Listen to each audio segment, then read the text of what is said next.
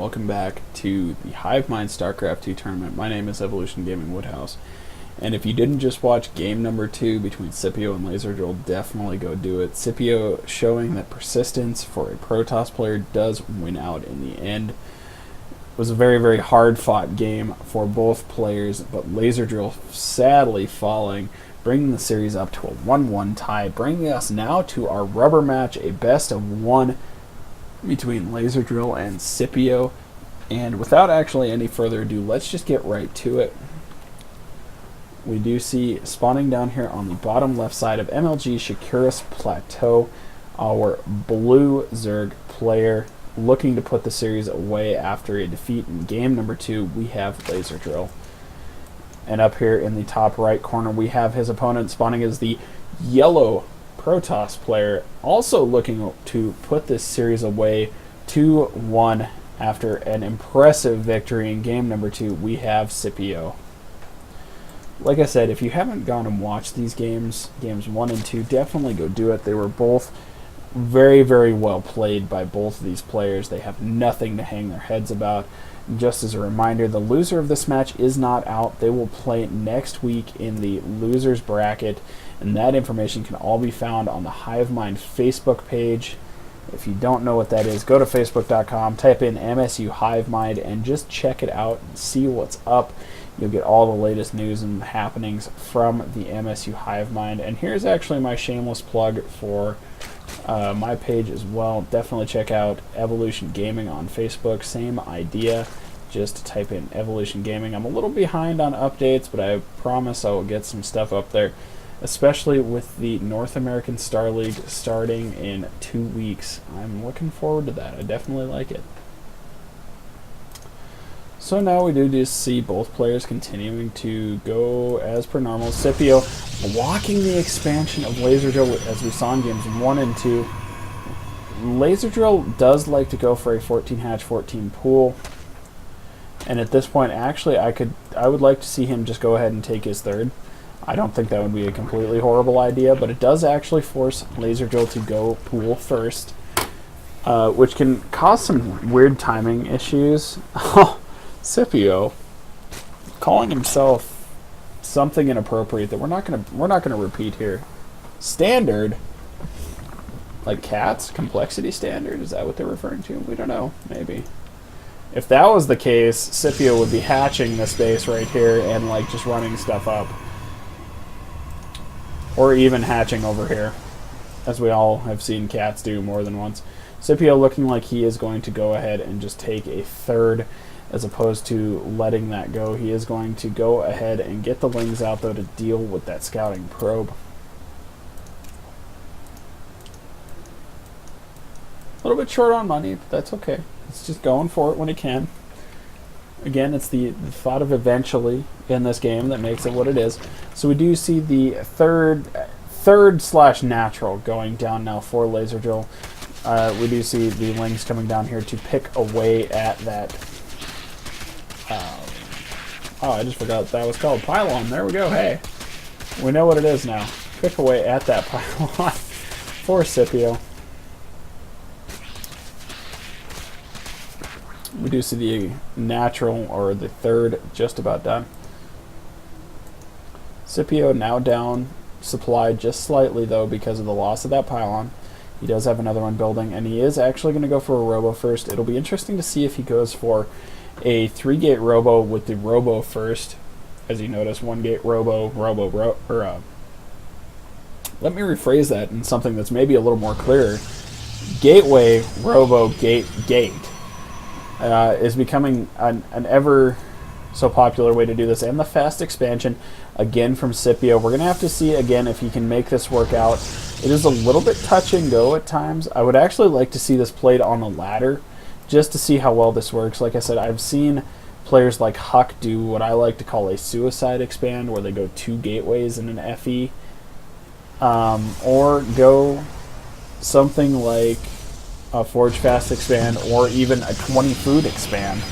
Again, but I am not Huck. I can't do that myself because that would just be awkward. And yeah, it just probably wouldn't work out for me at all. You see warp gate is about 45 seconds done for Scipio. He is supply blocked again at 34. Another gateway going down. So it actually does look like he is going to probably end up going 2 or 3 gate robo into an expand, or 2 gate robo expand. It is both ways are very, very good to do. I would like to see LaserDrill take this expansion, though. He is getting a lair at this point, as well as a couple of spore crawlers.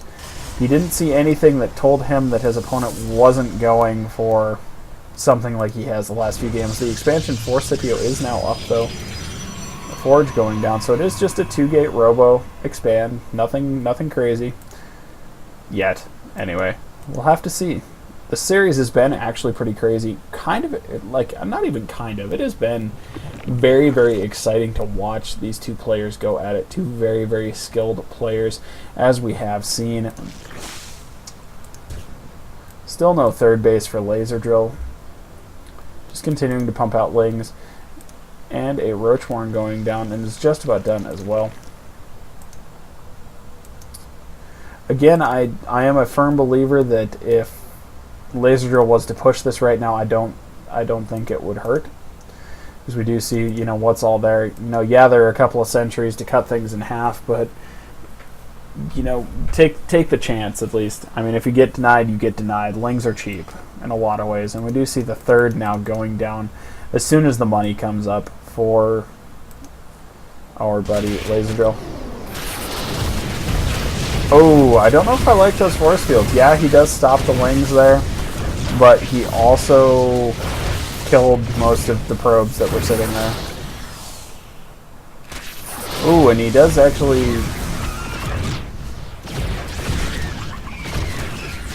Correct move by Scipio, though, to get the block on that, and does manage to kill off the small push. Like I said, there again, for LaserDrill, nothing hurt by that. You know, you didn't really lose that many lings. He does have his expansion going down. He is actually getting farther and farther ahead. He did manage to kill some pros. If we look up here at the units lost tab, we have 10 workers killed. That's actually a fairly large number for this stage in the game. It's 10 probes that your opponent has to rebuild. And I know that sounds not that eloquent, but it's very, very true. Your opponent has to rebuild those probes. That's 5 cycles through 2 Nexi. That's a lot. At some point, too, we did also miss these 2 extra gateways going down. The Robo is also down, and the Forges going down as well as a Twilight Council for Scipio. Going back up here, we do see level 1 missile attacks going down for LaserDrill. I'm hoping to see some more upgrades come out of him as well in this game. And it does look like he is going to go ahead and take his 4th up here as well. So that will give LaserDrill half of the map at approximately the 10-minute mark, which is fantastic. It's fun, right? Again, these gateways not being overly produced out of. Now, mind you, he did lose those 10 probes, so it is kind of understandable that he does have to go back and make those probes so that he can continue to produce out of them. His economy was kind of damaged there for a little bit. Nothing major, though. As you can see, as time wears on, it actually becomes almost a non-issue, especially if your opponent doesn't take advantage of it, which actually, at this point, I do believe LaserDrill has. Getting these 2 expansions up is huge, because that is a huge boost to his economy and his unit production as a whole. We do see now supply is even between the two, with 3 drones in production and nothing in production for Scipio. Scipio going to go ahead and take his 3rd at about the 11-12 minute mark, which is actually pretty quick. I personally have issues taking quick expansions with Zerg players or against Zerg players. I just find them very, very hard to hold. Maybe if I did it earlier, it would prove beneficial. Something to test on the ladder. We do see the 4th now done for LaserDrill. Going to go ahead and get both geysers on there, sending the Queen on the Deathly Trudge up to that base. Going to continue to spread the creep. I like the creep spread in this game. We do see level 2 missile attacks and level 1 carapace coming out of our Zerg player, as well as armor level 1, and he is just now getting an observer. Still no robotic support bay out for Scipio, though. The 3rd expansion and fourth expansion are going down. The third finished, the fourth is going down right now. So actually at this point, both of these players are going to own half of the map respectively. And if you look at where you can expand next, you have the 2 bases out in front of the mains, as well as 1 on each end. That leaves not that many expansions for players that like to expand. And it actually makes you think about where you're going to expand, because look at the vulnerability of these. You have rocks on both sides exposing this 1 expansion, and the same on the other end, which actually makes a smiley face. We do see the rocks there. But yeah, the only 2 expansions left for either of these players are these 2 out in front of the mains, and they're very, very exposed to this narrow counterattack path and this attack path back here, making it actually somewhat hard to defend at times. It's going to be interesting to see how the players decide they are going to do that. We do see this 1 zealot going to get picked off. Big scary push, not coming from LaserDrill. Both players at this point just content kind of to dance around each other, get the right composition. And if we do look, we see a Dark Shrine. I don't know if this is the right move. Scipio possibly taking... Oh, and the engagement out here. Oh. Now only if Guardian Shield's stacked. Trade-off did not go well for LaserDrill at all, but like I was about to say, we did see the Dark Shrine going down for Scipio, and at this point I don't know if I would do that. You're not really that far behind. Usually, as most Protoss players know, the mantra is when behind Dark Shrine. Well, at this point, Scipio, while he is behind in supply, you know, most of that supply for the Zerg opponent is in drones. So I don't feel like our Protoss player is behind as much as he thinks he is.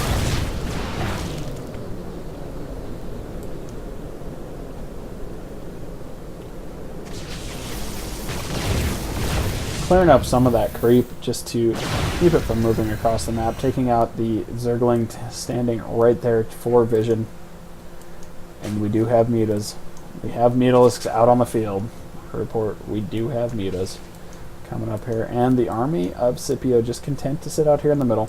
We do see LaserDrill is now supply block, though. This army just kind of back here chilling at this point. The Dark Shrine is up. The Mutalisk is going to come in the back. We just see the army again just willing to kind of sit there and go around each other. They are going to take out this 1 cannon that is sitting back here for static defense. And actually that cannon doing a heck of a job at defending at that. And they're now in range of this cannon and that cannon. So actually, that is insanely good coverage by Scipio. We do see the army continuing just to kind of waltz around each other. Oh, and some actually really good force fields out of Scipio in the later stages of that part of the engagement. We did see they were a little bit questionable to begin with, but he did actually get them out just fine. And he has to be careful, because actually now he is running out of force fields. The army supply slowly dropping, the sentries dying, the stalkers dying, this roach army about to close in. 1 immortal left, and a few stalkers, and not that many force fields. And we do see just the continued roach rally of LaserDrill, the great roach rally of 2012. Beginning. We're going to have to see if this pushes enough, or if that Dark Shrine is in fact going to help Scipio. He does have plenty of money to warp in DTs, and he did have... Oh, and he is opting to take out the 3rd. Now, Scipio did basically expand in front of his opponent with that 4th, so he does know that the 4th is there, but he has to be careful, because he's going to slowly put himself out of position the farther he pushes in there, especially with that army from Scipio. Deciding on... Wow. LaserDrill opting to pull back on that move instead of getting himself trapped. There's still some units for LaserDrill back here that I would like to see get into the fray. We do see both players now on 4 bases.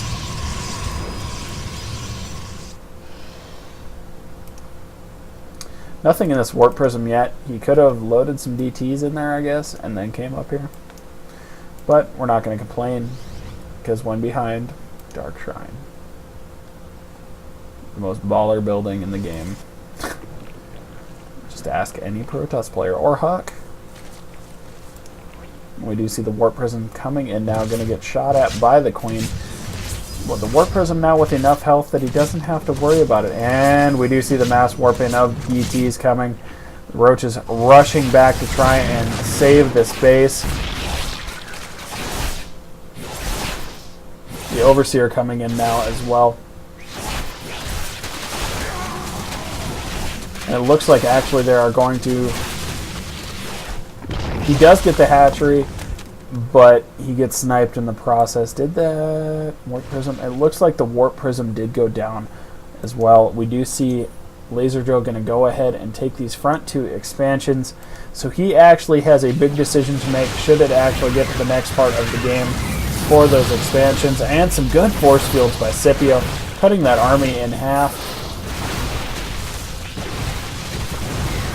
Does have to be careful, though, to make sure that A, he doesn't lose all of those sentries, and B, that everything works out to his favor in that. Because there are times when Protoss players can trap themselves in their own force fields if they're not careful, and that was definitely not one of those times that would happen. We do see just the continued buildup of forces from both of our players. 188 to 176 the supply now. We do see our Zerg player now moving in. And LaserDrill getting the better surround, even with the force fields, managing to get a huge concave on Scipio. LaserDrill continuing to pursue. He might be overextending just a little bit. We don't see any DTs in the mix right now. The 2 Overseers here, though, are definitely making sure that that doesn't happen. Yeah, LaserDrill may be overextending himself on this just a little bit. Especially with all... Yes, I think he did, with all of those cannons there. And the Queens! Oh my god, the Queens! We do see the Great Roach Rally as well. And LaserDrill transfuse. We do see that supply now is swinging into Scipio's favor. Some pro transfuses coming off now for LaserDrill. I'm really impressed by that.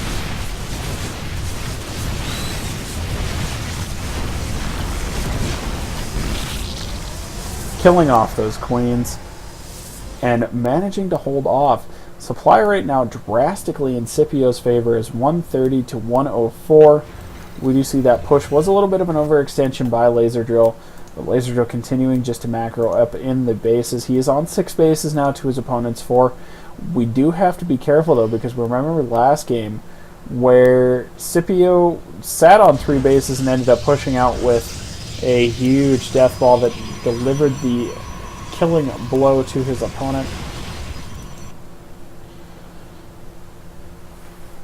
We also do see 15 mutas on the way, as well as a Colossus Bay and 2 more Robos.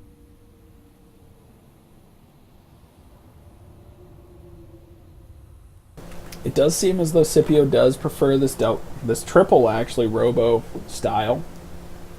Not always a bad thing. It's just in the early game when he decides to go 3 Robos and a Stargate, you kind of have to wonder what the plan is for that. And we do see this army for Scipio going to go ahead and move in here to the 6th base of LaserDrill. And this army actually going to get not as much cleaned up as I thought they would. Well, there's a lot of mutas here, and they're going to go ahead. Oh, and more mutas rolling in as well. Picking off the hatchery, though.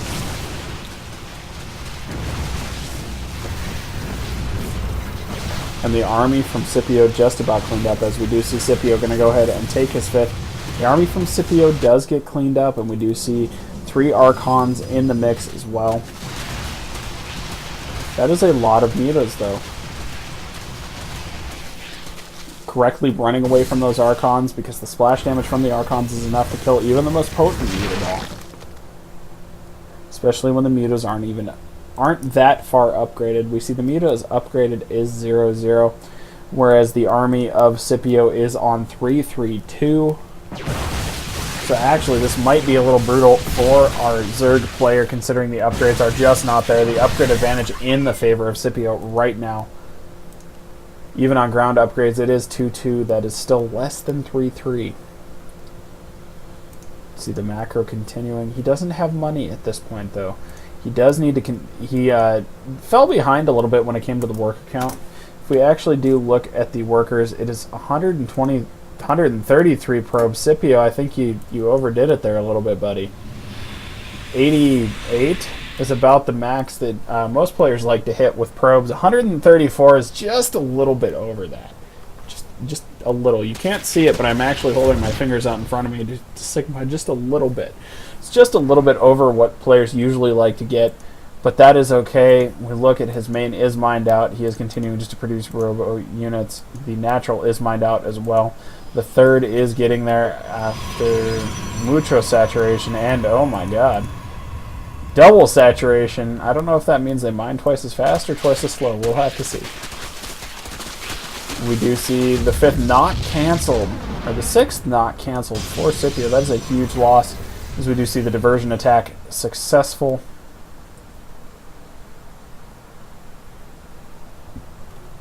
At this point, so we do see that Scipio did overprobe, if that's even possible. And we did see that LaserDrill did under-drone. And by under-drone, I mean massively under-drone. He's about 40 drones off from where, ideally, I think most players like to be. And again, this sixth hatchery going to get taken down. We do see the push at the front taking out. Oh no, this could be huge. All of these units.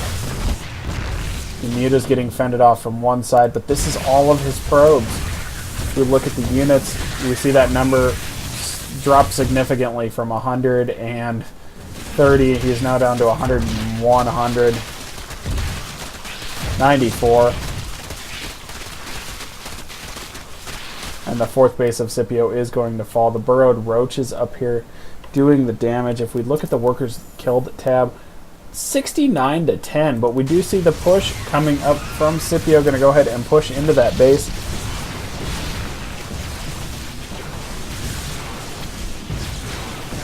Scipio basically saying, okay, if you're going to take my base, I am definitely going to go take both of your forward expansions. Those broodlings not even going to make a dent.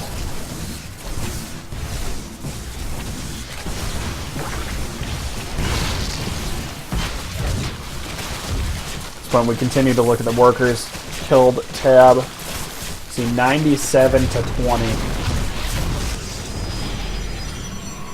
Still strongly favoring LaserDrill in this point in the workers killed tab. You didn't see that. Don't worry. Didn't see it at all.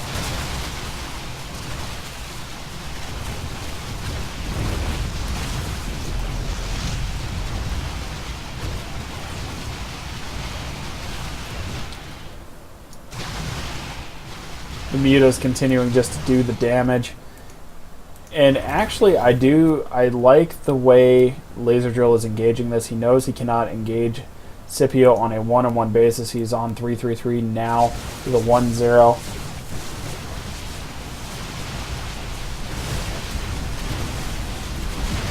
So LaserDrill going to go ahead and just pick off some extra units if he can.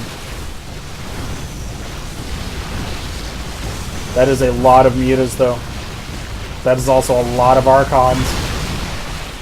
We do see the muta count getting completely annihilated by those Archons. Who says Archons are not powerful at all?